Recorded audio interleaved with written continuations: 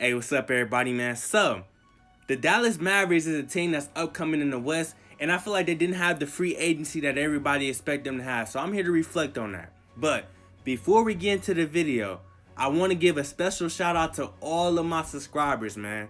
Y'all really gave me a chance, and y'all helped me hit my goal of 300 subscribers, man. It means a lot to me, whether you watch a few videos here and there, or you watch every video, man. I appreciate y'all, man. But if you're new to the channel, we got a new goal up. If you fucking with the content, you fucking with the video, make sure you click the subscribe button at the end.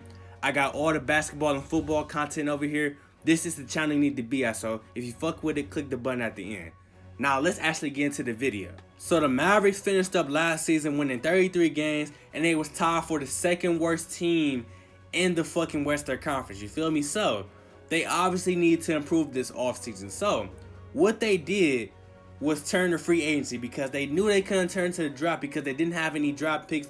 They lost that draft pick to the Hawks in that Trae Young, Luka Doncic exchange from last draft. You feel me? So, they came into free agency with $42.9 million in cap space, which is a lot of money for cap space. But fortunately, they had to give up most of that money to Porzingis. He got a 5-year, $158 million deal. So, what they did was settle for role players and dudes to fill up the roster and shit like that to help out Luka Doncic and Porzingis. You feel me? So, one of the most important things they did besides bring back Porzingis, because that was going to happen anyway, they brought back Dwight Powell. Dwight Powell was a solid power forward. He's 20 years old. He's a veteran. He's still getting better. You feel me? He's great on offense. You feel me? He's underrated. Like, he was actually 16th in NBA field goal percentage among people that played 50-plus games.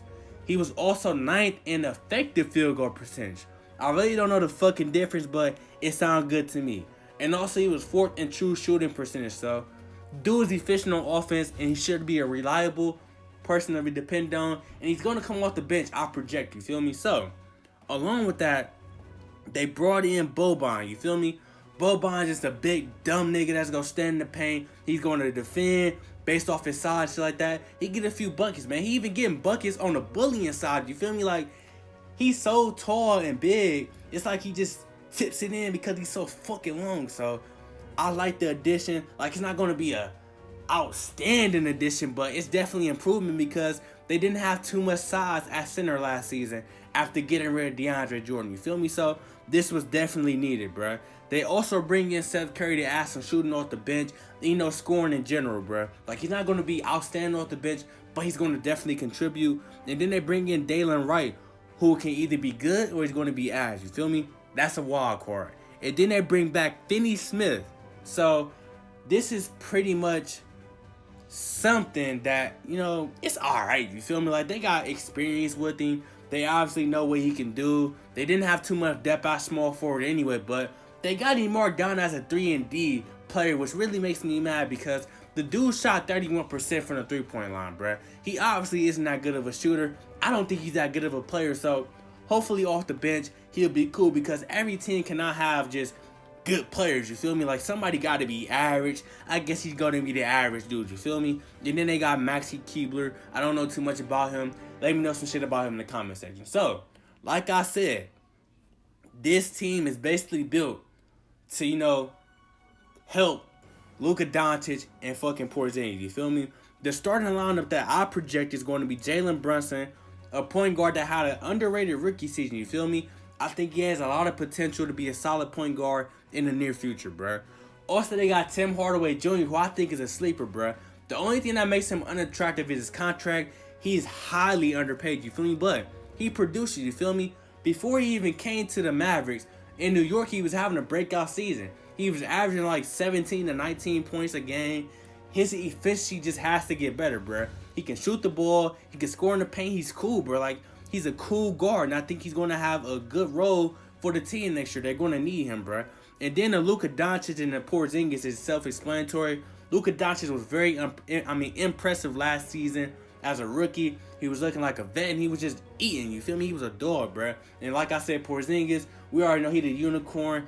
I ain't got to say shit about him. But Boban, he brings size at the center position. I fuck with it. So this is a team that should win 40 games automatically because they adding Porzingis to the mix with Luka Doncic. That duo should be scary in the near future. You feel me?